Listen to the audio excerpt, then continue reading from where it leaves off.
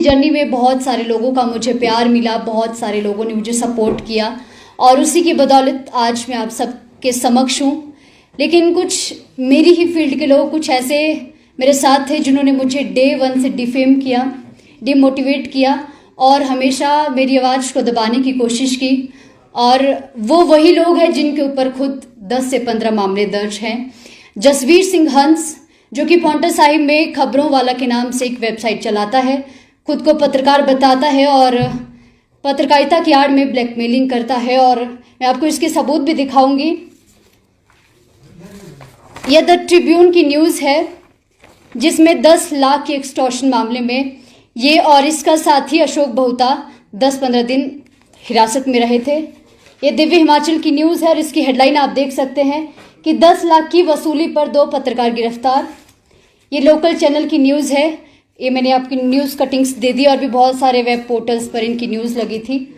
और मैं चाहती हूँ कि उस हिस्ट्री शीटर का चेहरा भी मैं आप सभी को दिखाऊं। उसके बाद सारी चीज़ें आप सभी के समक्ष में क्लियर करूँगी। यह है जसवीर सिंह हंस, जिससे पांवटा का, ज़िला सिरमौर का हर अधिकारी, चाहे वो माइनिंग से जुड़ा हो, चाहे किसी विभाग से जुड़ा हो, चाहे पुलिस के कर्मी, हर इंसान इससे परेशान है। क्योंकि ये क्या करता है, किसी की भी कोई गुप्त सूचना इसके पास है या कहीं कुछ कागजों में कोई कमी है या कहीं कोई गड़बड़ काम चल रहा है, उसकी वीडियो बना के अपने पास रखेगा और उसे ब्लैकमेल करेगा और अच्छे खासे पैसे भी लेगा। और इसका यही धंधा है। और रंगे हाथों ये पकड़े गए थे, तभी ये जो है वो हिरासत में भी रहे थे। और 10 लाख एक्सटॉर्शन में, हालांकि इन्होंने डिमांड 20 लाख की थी और उसका बाकायदा पूरी वीडियोग्राफी हुई है, वो भी कहीं रिलीज नहीं हुई है, हमने देखी हुई है। उसी आधार पर मैं ये कह रही हूँ। मैं इसके विपक्ष में आज क्यों ये प्रेस कॉन्फ्रेंस कर रही हूँ। जब से मैंने पत्रकारिता शुरू की तो मेरा जुनून ये था कि मैं सबसे अलग करूँ, कुछ नया करूँ, कुछ जुनून अलग ही कुछ जज्बा करने का था। माफ़ी चाहूँगी। और ज़िला सिरमौर में महिला पत्रकार बड़ी कम है, तो लीग से हटकर काम किया और हमेशा से इन लोगों की नज़रों में मैं बहुत खटकी, सिर्फ इसलिए क्योंकि मैंने सच्चाई और निष्पक्षता से काम किया, जो कि मैं अभी तक भी कर रही हूँ। लेकिन सबसे ज़्यादा इसकी नज़रों में मैं तब खटकी जब ये पुलिस हिरासत में रहा और पांवटा की सारी मीडिया ने इनकी खबरें लगाई, बड़े बड़े अखबारों में आई, पोर्टल्स में आई। मैंने भी वही पत्रकारिता वाला धर्म निभाया और मैंने भी इसकी न्यूज़ लगाई। इसने पर्सनली मुझे टारगेट उसकी बात करना शुरू कर दिया। जैसे ही पुलिस हिरासत से बाहर आता है, मेरे बारे में सोशल मीडिया पर लिखना शुरू कर देता है कि ये गरीब पत्रकार कहाँ से आ गई, क्योंकि मेरी बहन भी मेरे साथ काम करती हैं। हम बहुत ज़्यादा हाई फाई फैमिली से नहीं आते, बहुत सामान्य परिवार से आते हैं। मेरी बहन भी मेरे साथ काम करती है, तो इसने ना केवल मेरे लिए, मेरी सिस्टर के लिए भी लिखा और मेरे ऊपर मेरे परिवार का पूरा जिम्मा है। मैं अपने भाई को भी पढ़ाती हूँ, अपने छोटे छोटे भाई बहनों को पढ़ाती हूँ, तो इसने उनके लिए भी लिखा कि मतलब बहुत ज़्यादा थ्रेटनिंग इसने सोशल मीडिया पर करनी शुरू कर दी। लेकिन उस टाइम मैंने इग्नोर किया कि चलिए, सोशल मीडिया पर आज सभी आप देखते हैं कि हर कोई सबके बारे में लिखता है, कमेंट्स भी करते हैं, ये कोई बड़ी बात नहीं है। उस टाइम मैंने इग्नोर किया सारी चीज़ें कि चलो कोई बात नहीं, अपना काम करती गई। लेकिन मुझे दिक्कत वहाँ से हुई जहाँ से इसने मुझे फिजिकली हार्म करना शुरू कर दिया। स्टॉक करना, लड़कों को मेरे पीछे लगाना कि ये कहाँ जाती है। अगर मान लीजिए मैंने कहीं रिपोर्टिंग की है किसी कंपनी में, मैं किसी कंपनी के खिलाफ रिपोर्टिंग करके आई हूँ, तो ये वहाँ लोगों को भेजता था कि कहीं इसने पैसे तो नहीं लिए। इस तरीके से मेरे को स्टॉक किया, मुझे मेंटली बहुत ज़्यादा परेशान किया और ये तकरीबन पिछले 3 सालों से हो रहा है। और आज मैं इसलिए खड़ी हूँ यहाँ पे क्योंकि कोई भी इसके खिलाफ आवाज़ नहीं उठा पाया। सारे अधिकारी, सारे पुलिस के कर्मी इससे सिर्फ इसलिए डरते हैं क्योंकि ये पत्रकारिता की आड़ में ब्लैकमेलिंग करता है। और कहीं ना कहीं बहुत सारे अधिकारी, मैं इस मन से ये भी कहूँगी कि बहुत सारे अधिकारी भी दूध के धुले नहीं होते हैं, वो भी इनके चक्कर में आ जाते हैं और इनका मुंह बंद करने के लिए इनको जो है वो हर महीने इनकी तनख्वाह लगा देते हैं, तो वो अधिकारी भी इनको शरण देते हैं। मैंने वैसा नहीं किया, ना मैंने इसकी सुनी, ना ही किसी तरह भी मुझे डिफेम कर पाया। और दिसंबर 2024 में मैंने इसकी एफआईआर पुलिस थाना पांवटा साहिब में दर्ज करवा दी। पुलिस स्टेशन में मेरी एफआईआर जब हुई तो मैं अपनी कार्रवाई से बहुत ज़्यादा संतुष्ट थी। एसएचओ साहब देवी सिंह है, उन्होंने इसमें निष्पक्ष जांच की और जैसा मैं जो चीज़ ठीक थी वो हो रहा था, वैसा हो रहा था, जैसा बिल्कुल ठीक सटीक बैठ रहा था। लेकिन उसके कुछ दिन बाद क्या होता है कि पांवटा के ही कुछ एक पुलिस अधिकारी हैं जिनकी इसके साथ बातचीत है और इसके कुछ सबूत भी मेरे पास है, वो समय आने पर मैं आप सभी को भी दूंगी। पुलिस के अधिकारियों से इसकी बातचीत होती है और अधिकारी इसको शरण देते हैं और मेरे केस में वो आनाकानी करना शुरू कर देते हैं और पुलिस मेरी सुनवाई नहीं करती है। और एक अधिकारी मुझे दफ्तर में बिठा के बोलते हैं कि तूने FIR दर्ज करवा के गलती की है। मैंने कहा सर मैं FIR वापस नहीं लूँगी, मैं लड़ूंगी मरूंगी लेकिन मैं FIR वापस नहीं लूँगी, क्योंकि जब मैं सच्ची पक्की हूँ, जब मैंने कहीं कुछ इसके खिलाफ कभी भी सोशल मीडिया पर कोई कमेंट नहीं किया, कभी तंग नहीं किया, इसने मुझे क्यों तंग किया। उसके बाद अभी मैं हाल फिलहाल की अगर बात करूं तो अभी इसी महीने की 3 तारीख को हिमाचल प्रदेश के DGP, ADGP और SP सिरमौर को मैंने कंप्लेंट की कि पांवटा साहिब के एक अधिकारी हिस्ट्री शीटर, इसको जिला सिरमौर की पुलिस ने हिस्ट्री शीटर घोषित किया है क्योंकि इसके ऊपर 15 से ज्यादा मामले दर्ज है और बहुत सारे मामले महिला थाना जिला सिरमौर नाहन में भी दर्ज हैं। वो महिलाएं, वो लड़कियां शायद यहाँ तक नहीं आ सकती, मैं उनकी आवाज बन के भी यहाँ पर आई हूँ। तो 3 तारीख को मैंने DGP को इसकी शिकायत की और उसके बाद DGP साहब ने इसमें संज्ञान लिया और इनको भी कहीं ना कोई जानकारी मिली होगी और इनमें खलबली मची। तो इन्होंने खलबली के बाद से क्या होता है कि उसके अगले दिन मेरी जो FIR कॉपी है, एक महिला की FIR कॉपी आप मानिए सोशल मीडिया पर वायरल हो जाती है। मेरी FIR कॉपी DSP कार्यालय से या SHO थाने से कैसे लीक हो गई? इन ब्लैकमेलर पत्रकारों के पास, इन हिस्ट्री शीटर्स के पास एक महिला पत्रकार की FIR कैसे पहुंच गई? सबसे बड़ा सवाल पांवटा के जिम्मेदार अधिकारी से मेरा ये है कि उनके पास मेरी FIR कॉपी कैसे पहुंची। और उसके तुरंत अगले दिन मैंने जो है वो DGP को एक और मेल की, ADGP को भी की कि सर मुझे इसमें जांच चाहिए कि मेरी FIR कॉपी कैसे लीक हो जाती है। 3 जून की कॉपी है जो मैंने मेल की है और इसमें मैं सिर्फ हेडलाइन आप सभी के बीच में पढ़ूंगी कि आपराधिक छवि वाले हिस्ट्री शीटर जसवीर सिंह हंस को संरक्षण देने वाले अधिकारी पर उचित कार्रवाई एवं विभागीय जांच हेतु। ये मेरी न्यूज लगाना शुरू कर देते हैं। सबसे पहले दिन तो इन्होंने मेरी FIR की कॉपी लीक कर दी और उसकी भी मेरे पास बाकायदा पूरे स्क्रीनशॉट्स हैं, क्योंकि इन लोगों का कोई भरोसा नहीं है, खबर लगाते हैं, थोड़ी देर में पैसे लेके डिलीट कर देते हैं। तो इसलिए मैं भी इन लोगों के साथ थोड़ी सतर्क हो गई हूँ कि इनका जल्दी जल्दी स्क्रीनशॉट ले लो भाई, ये कुछ भी कर सकते हैं, किसी को भी फंसा सकते हैं, बहुत तेज, बहुत शातिर लोग हैं। तो सारे स्क्रीनशॉट मेरे पास है। इन्होंने मेरी FIR कॉपी और अक्लमंदी देखिए, शायद इन्होंने पत्रकारिता की कोई पढ़ाई नहीं की है, इन्हें नहीं पता कि किसी महिला से संबंधित कोई सरकारी दस्तावेज, वो भी इतना संवेदनशील, आप सोशल मीडिया पर डाल ही नहीं सकते हैं। शायद इन्होंने पढ़ाई तो नहीं की है, तभी कहते हैं कि स्कूल जाते तो बढ़िया रहता। तो ये क्या करता है, इसका जो साथी है अशोक बहुता, जो अशोका टाइम्स के नाम से एक पोर्टल चलाता है, ये मेरी खबर मुझे भेजता है और हेडलाइन देता है कि पांवटा साहिब में कथित महिला पत्रकार ने करवाया झूठा मुकदमा। ये पूरे सिरमौर में मेरी छवि को खराब करने की कोशिश करते हैं, मेरी न्यूज लगाते हैं।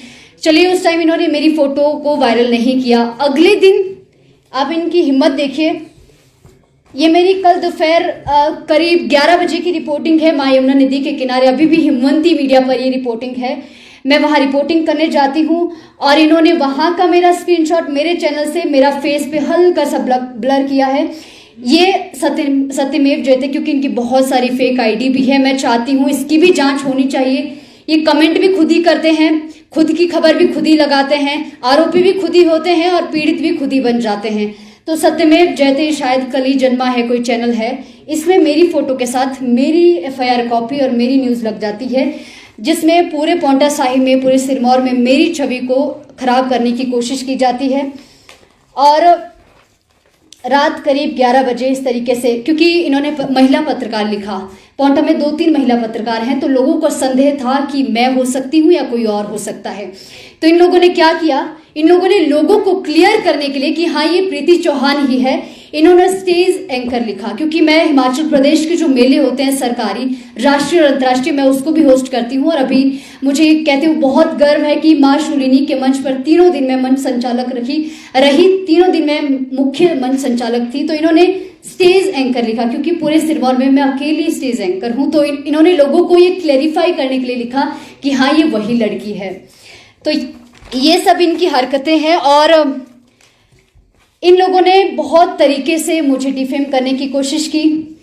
मैं इस मंच से ये कहती हूं कि अगर प्रीति चौहान कल को मेरी डेड बॉडी अगर यमुना नदी में मिलती है तो इसके जिम्मेदार ये दोनों होंगे। मैं सच बता रही हूँ कि बहुत ज़्यादा हताश होकर के, बहुत ज़्यादा परेशान होकर के, क्योंकि मैं मेंटली बहुत परेशान हूँ। काम भी करती हूँ, जॉब भी करती हूँ, 9 to 6 जॉब है, अपने परिवार की भी जिम्मेदारी देखनी है, वो सब चीज़ें, और आपको सोसाइटी को फेस करना है। अगर आप एक पब्लिक फिगर हैं तो अगर आपकी इज्जत के ऊपर आंच आएगी तो आपका रूह कांप जाएगी। जैसा कि मैंने कहा, पुलिस थाना, महिला थाना नाहन में भी इनके ऊपर कई मुकदमे दर्ज हैं।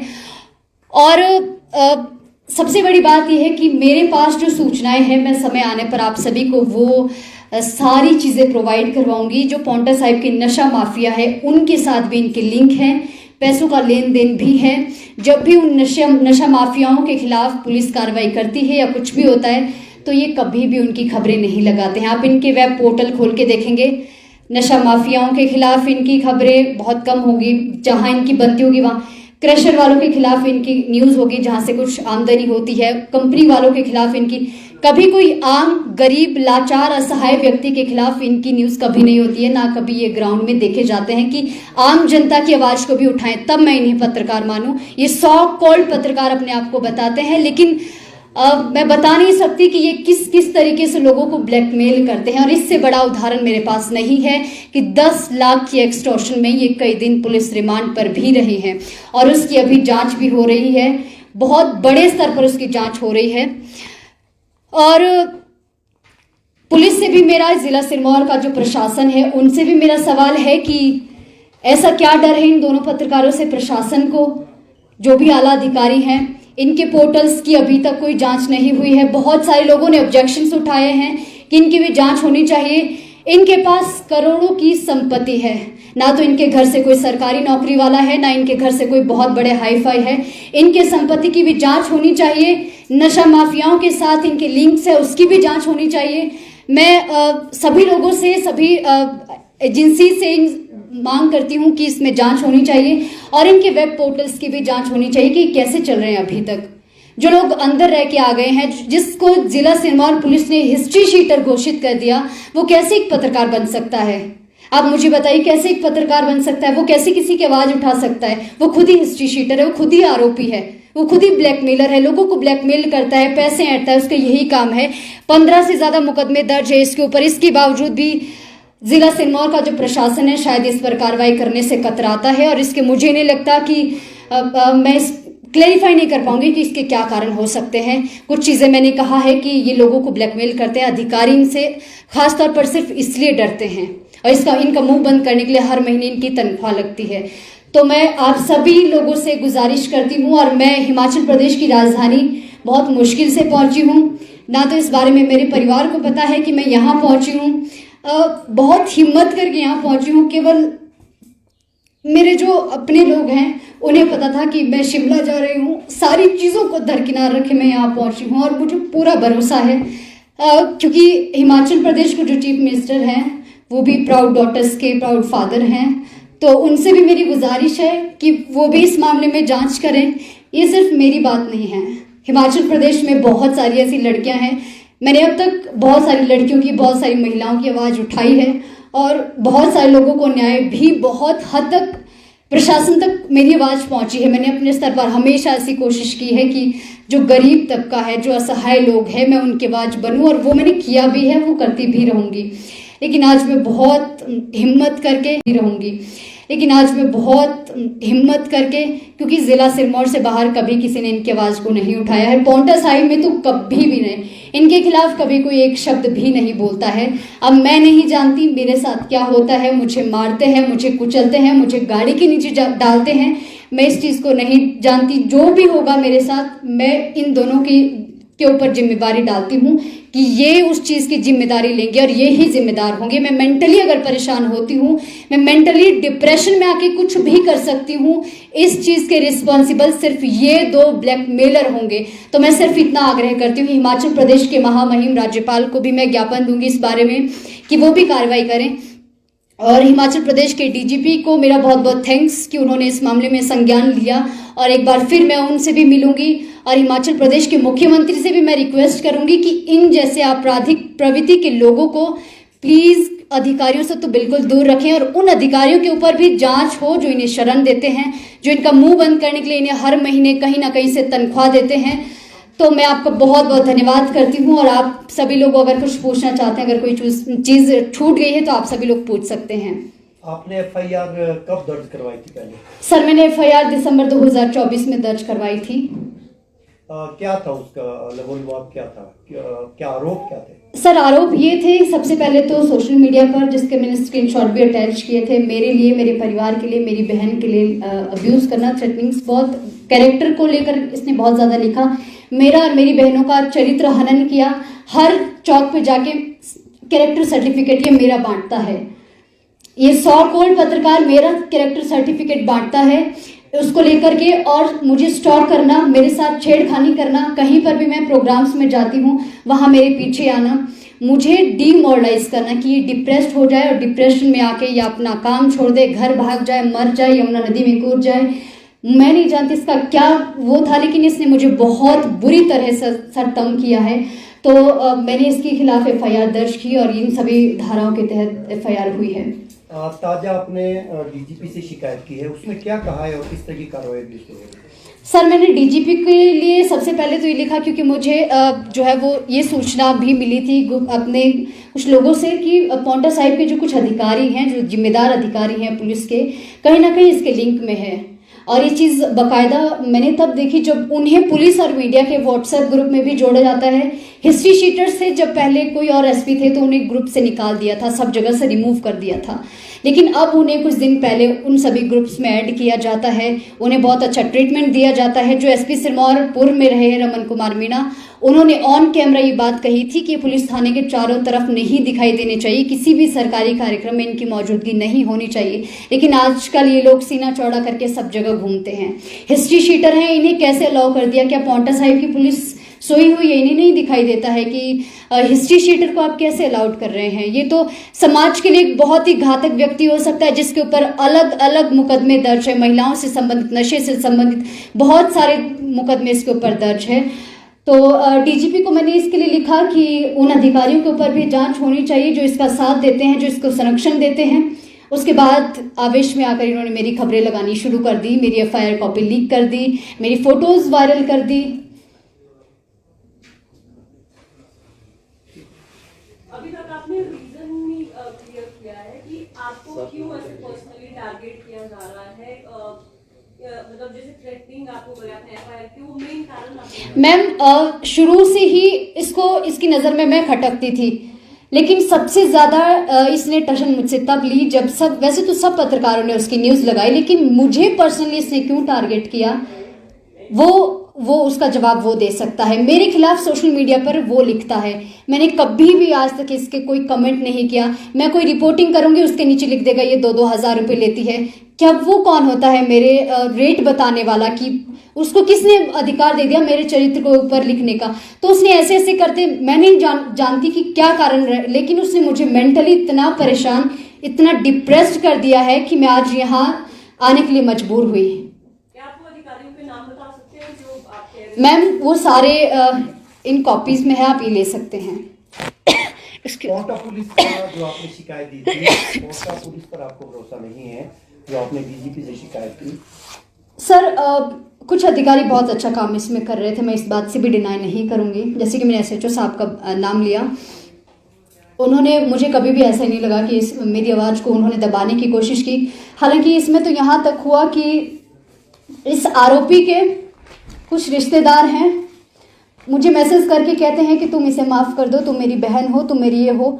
लास्ट में सिर्फ इतना ही करूँगा, दिल से भाई मानती हूँ तो इसे माफ़ कर देना।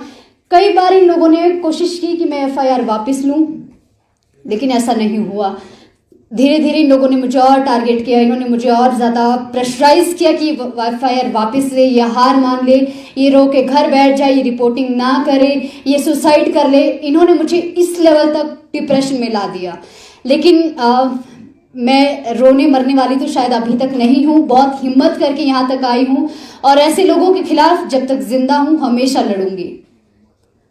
अब आप क्या चाहती हैं, डीजीपी से क्या चाह रहे हैं आप? सरकार और राज्यपाल का भी आपने हवाला दिया, आप तो क्या चाहते हैं? सर सबसे पहले तो मैं ये चाहती हूँ कि इन लोगों के खिलाफ सबसे पहले तो ये जांच होनी चाहिए कि ये पत्रकार कैसे हैं, अभी तक भी कैसे हैं। हिस्ट्री शीटर 15 से ज़्यादा मुकदमे दर्ज है, हिस्ट्री शीटर है, नशा माफियाओं के साथ लिंक है। अब तक पुलिस ने क्यों कार्रवाई नहीं की है, जबकि पुलिस भी ये बात अच्छे से जानती है कि इसके नशा माफियाओं के साथ अच्छे से लिंक है। ये बात पुलिस अच्छे से जानती है, कार्रवाई क्यों नहीं हुई अब तक। मैं चाहती हूँ कि इसकी एक एक चीज़ की जांच होनी चाहिए। इसकी जो करोड़ों की संपत्ति है उसकी भी जांच होनी चाहिए। मुझे उस पर भी संदेह है कि इसने कैसे करोड़ों की, इसके पास कैसे इसकी प्रॉपर्टी है करोड़ों की। और आपने दूसरा जिक्र किया हिस्ट्री शीटर को पुलिस और मीडिया के ग्रुप में भी जोड़ा गया। सर ये तकरीबन 7-8 दिन पहले की बात है। ग्रुप में आपको पता है कि पता चल जाता है, तो इन दोनों लोगों को एक साथ पोंटा साहिब के एक जिम्मेदार अधिकारी जोड़ते हैं, ग्रुप में, व्हाट्सएप ग्रुप में जोड़ते हैं। मुझे नहीं पता, अब इस बात से कहीं ना कहीं हद तक साबित होता है कि इन दोनों आपस में इनकी बातचीत है, तभी ग्रुप में भी जोड़ा है। और कहीं ना कहीं अधिकारी इन्हें शरण देते हैं, संरक्षण देते हैं। इसकी भी जांच होनी चाहिए और जो अधिकारी संरक्षण देते हैं उनके खिलाफ भी कार्रवाई होनी चाहिए। और मैं इस चीज़ से आप सभी लोगों के माध्यम से कहना चाहूँगी, प्लीज़ हिमाचल प्रदेश पुलिस मेरी इस बात पर गौर करे। प्रीति चौहान कल के लिए मरती है, कहीं पर मेरी डेड बॉडी पाई जाती है, उसके जिम्मेदार ये दोनों पत्रकार होंगे और कोई भी नहीं होगा।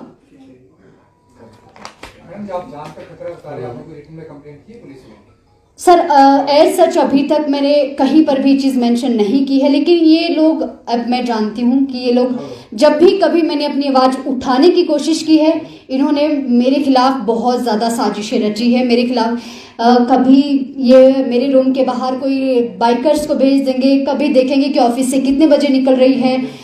ये लोग इस तरीके की हरकत करते हैं और आज मैंने हिम्मत करके जब इतना बड़ा कदम उठा लिया है तो मुझे पूरा भरोसा है इन पर, क्योंकि ये लोग बहुत चालाक हैं कि ये लोग चुप बैठने वाले नहीं हैं। तो मैं जानती हूँ बहुत अच्छे से कि ये लोग कुछ ना कुछ ज़रूर करेंगे। तो हिमाचल प्रदेश पुलिस से मेरा रिक्वेस्ट है, प्लीज़ इस और ध्यान दें और इस मामले पर संज्ञान लें और इन जैसे जो समाज के लिए बहुत ही घातक लोग हैं, इन जैसे लोगों के ऊपर कार्रवाई करें, ताकि हम जैसी बेटियाँ, हम जैसी लड़कियां खुलकर समाज में काम कर पाए, बिना किसी के डर के, बिना किसी के प्रेशर के। जैसे सब स्टॉकिंग की बात कर रहे हैं, कोई हमला भी किया करवाया इस तरह का? इसने खुद मुझे स्टॉक करके रोका है, जो कि मैंने बकायदा अपनी एफआईआर में भी सर मेंशन किया है। बहुत डीपली मैं नहीं जाऊंगी, उसकी डिटेल आपको मैं दे दूंगी। तो इसने बहुत बार ऐसी कोशिश की है और अनाप शनाप लोगों को मेरे पीछे लगा दिया जाता है। थैंक यू सो मच, दिल से आप सब लोगों का बहुत बहुत